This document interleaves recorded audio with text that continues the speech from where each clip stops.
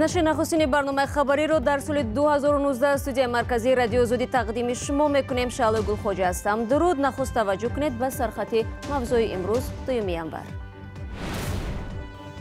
توجیکر تا 5 ینور کاملا پرواز نمیکند. یگانه شرکت دولتی هواپیمایی توجیکستان جدول نوی پروازهایش را ترتیب میدهد.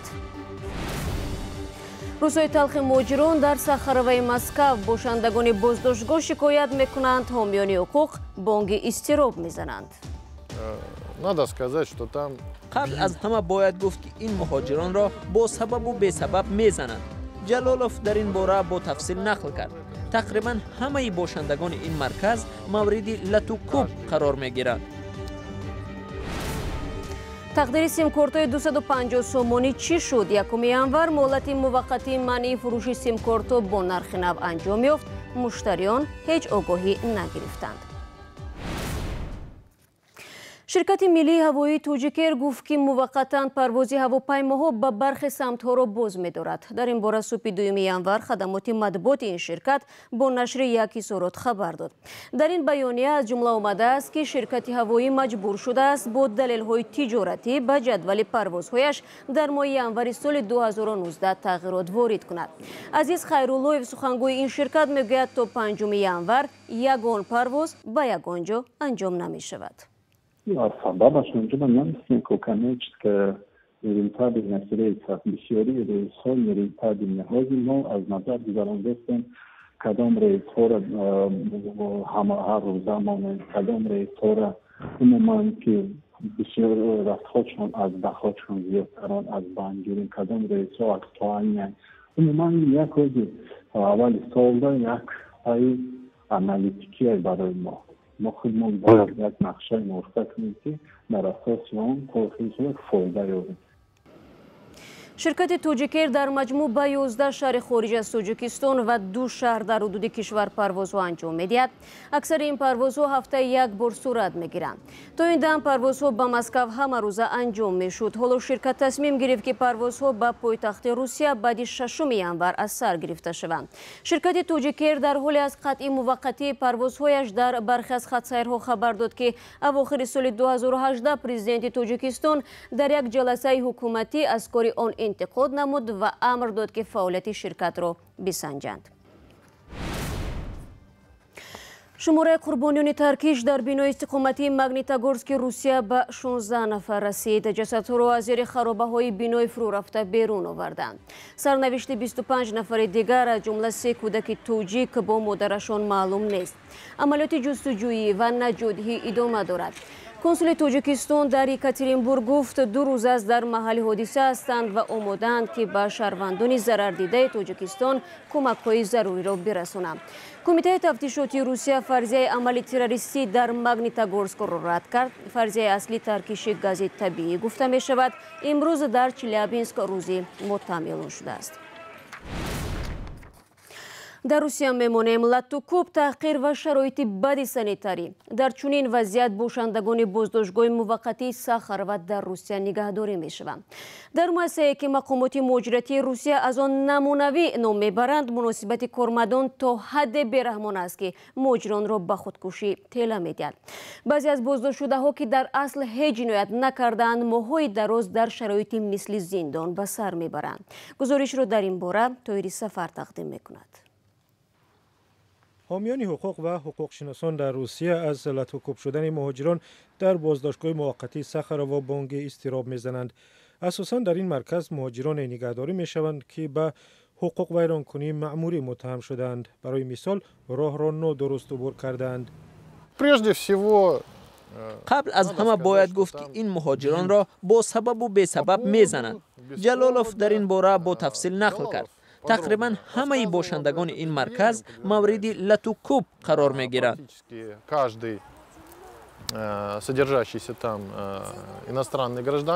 بجز از ضرب و شتم پیوسته و بدون سبب باشندگان مرکز را برای ویران کردن رجای بازداشتگاه و یا ناراضگی کردن از رهبریت آن لط و کوب میکنند. قضای حاجت آنها در نزد چشمان دیگر باشندگان و زیر دوربین کامرای نظارتی صورت میگیرد. Это учреждение должно отличаться более мягким режимом. این مؤسسه در قیاس با دیگر بازداشتگاه‌های معمولی باید رژیم سبکتر داشته باشد.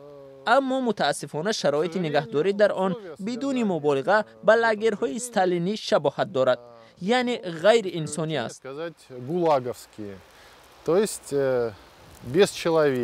بیشتری بازداشت شده ها از شکایت کردن می ترسند چون که با گفته آنها ماموریت بلافاصله جزا می دهد.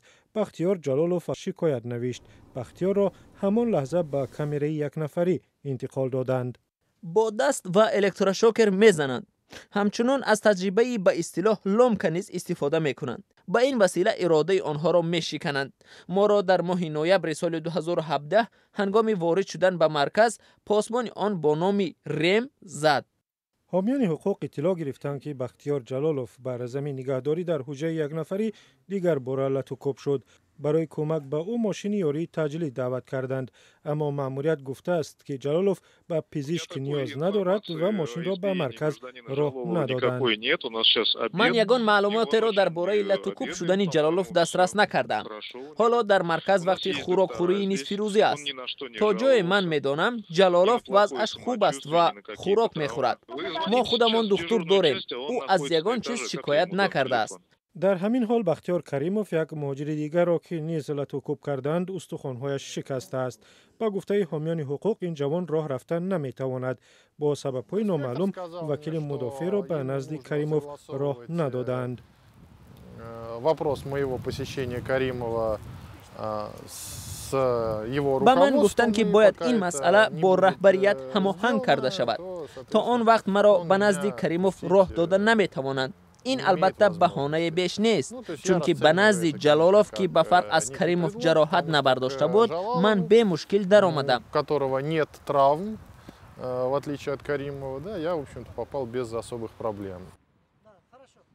قهرمان دیگری ما خواهش کرد از او نام نبریم، چهرهش را نشان ندهیم. آلتینبک قرغیزتبار شهروندی روسیه است. وقتی بازداشت او شناسنامه نداشت. کارمندان ملیسا در پروتکل با او نام دروغین را نوشتند. دادرس هنگام بررسی پرونده آلتینبک را به مرکز ساخارو فرستاد. او نیز به مثل دیگر بازداشت شدگان موردی بدرفتاری قرار گرفت. اکنون آلتینبک تلاش دارد که بدرفتاران طبق قانون جواب بگویند.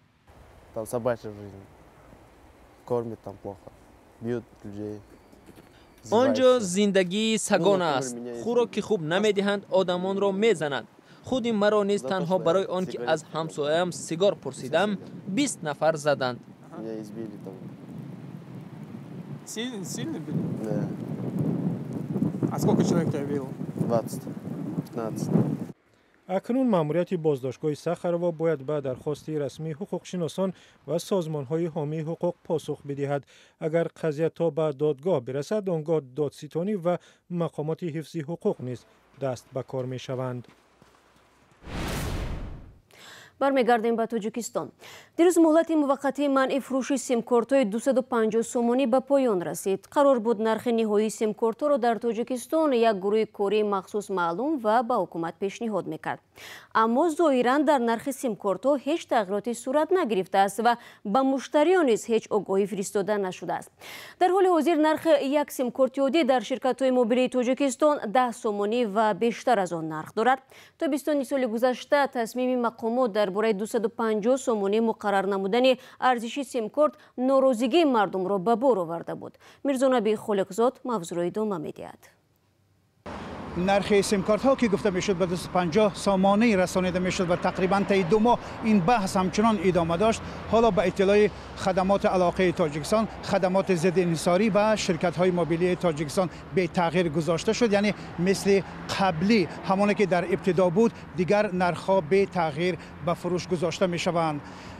امروز نماینده خدمات علاقه تاجیکستان در صحبت بدون میکروفون با رادیو آزادی گفت که بعد از بررسی های زیاد در کمیسیون مخصوص حکومت تاجیکستان به این نتیجه رسیدند که نرخ سیمکارت به تغییر گذاشته خواهد شد. و نماینده خدمات ضد انحصاری نیز با رادیو آزادی گفت که اون نامه‌ای که یک ماه قبل به حکومت تاجیکستان در مسئله بررسی قیمت 250 سامانی سیمکارت پیشنهاد شده بود تا حال حاضر که 1 ژانویه آنها دسترس نکردند. به طوری گفته می شود این چیز همچنان مثل پیشینه باقی خواهد ماند. نمایندگان شرکت‌های موبیلی تاجیکستان میگویند اگر در صورتی که در آینده تغییرات پیش آمد آنها 10 روز قبل مشتریان خود را در جریان میگذارند. مسئله سیم کارت یعنی نرخ سیم کارت در ماه آگوست بالا شد و نرخ آن گفته میشد که تا به 250 سومانی رسانیده میشد، اما در آخرهای ماه آگوست یعنی 2 روز قبل از رسمی شدن نرخ 250 سومانی سیم کارت ها پرزیدنت تاجیکستان در یک جلسه حکومتی این مسئله را باز داشت و آن را به حکومت تاجیکستان واگذاشت تا اینکه این مسئله را بررسی کنند و در نزد حکومت تاجیکستان تحت رهبری آزاد رحمان کمیسیون مخصوص تأسیس داده شد و طی یک ماه آن بررسی کرده شد. طبع یک نماینده این کمیسیون در صحبت به ما گفت یعنی نرخ سیم کارت ها از روزنامه بررسی کمیسیون گرفته شده است و در روزهای نزدیک یعنی دوباره با بررسی گرفته نمی شود و همون انتظاراتی که مردم تاجیکستان داشتند یعنی که بدون تأخیر گذاشته شود حالا به طور موقتی مسئله به همین گونه باقی مانده است. شما برنامه خبری رادیو آزادی را تماشا دارید. حسیب پنیر و چرم از قطاس چاروداران در مناطق کوهی قرقیزستان که برای زیستن انسان خیلی دشوار است توانستند یک صنعتی را از پرورش این چاروا براه مانند. گزارشی بعدی ما در همین باره نقل میکند. مردم کوهستان قرقیزستان به شرایط وزنین، هوای سرد و رودهای یخزده تاب می‌آورند زیرا چنین شرایط برای پرورش قطاس بهترین به شمار می‌رود. قطاس هوای سرد را دوست می‌دارد. از این رو ما در فصل تابستان به کوه‌ها می‌براییم. زمستان کمی به پایین‌تر می‌فراییم. ولی طور گفتم زمستان ما از پس آنها می‌رویم. فعلا ما در بلندی 3250 متر قرار داریم.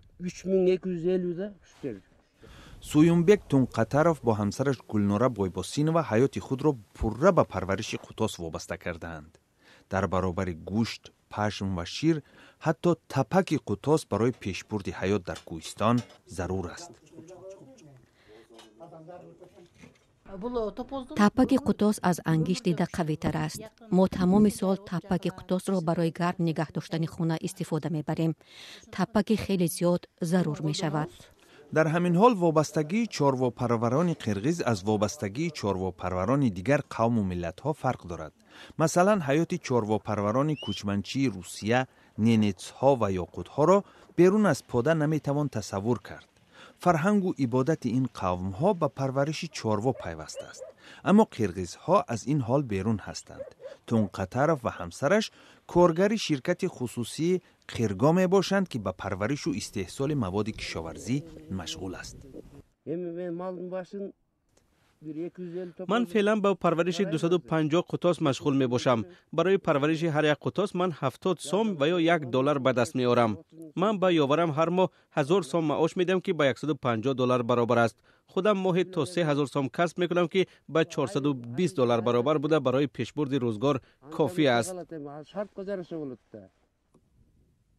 برای یک جمهوری سابق شوروی که با کمبود جای کار مواجه بوده، مردم زیادش برای روزگذرانی به مهاجرت می روند، پرورش قطاس کار خوب به شمار می رود. رئیس شرکت هم باور دارد که تقاضا به گوشت قطاس افزایش خواهد یافت.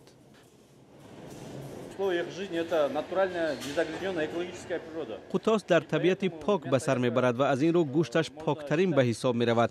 تقاضا به گوشت قطاس روز به روز افزایش می‌یابد.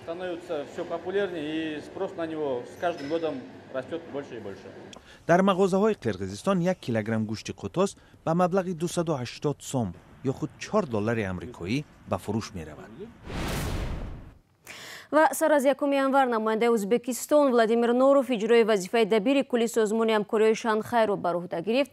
соли гузашта дар ҷаласаи 18-уми сарони кишварҳои созмони ҳамкории Шанхай ки моҳи июн дар шаҳри Синдаои Чин барпо шуд, Владимир Норов ба ин мақом пешбарӣ гардид. ӯ намояндаи Тоҷикистон Рашид Олимовро иваз хоҳад кард. برنامه خبری رو برای امروز خلاصه میکنیم. نشری نوبتی رو بعد 24 ساعت دیگر تماشا کنید. تا اون زمان سامانه رادیو آزادی www.azadi.org و همچنین صفحه های ما در شبکه‌های اجتماعی در خدمت شماست. نوار و گزارش های ویدیویی رو در آزادی ویدیو یوتیوب ببینید. تا ملاقات فردا. خدا نگهداری هر یک شما.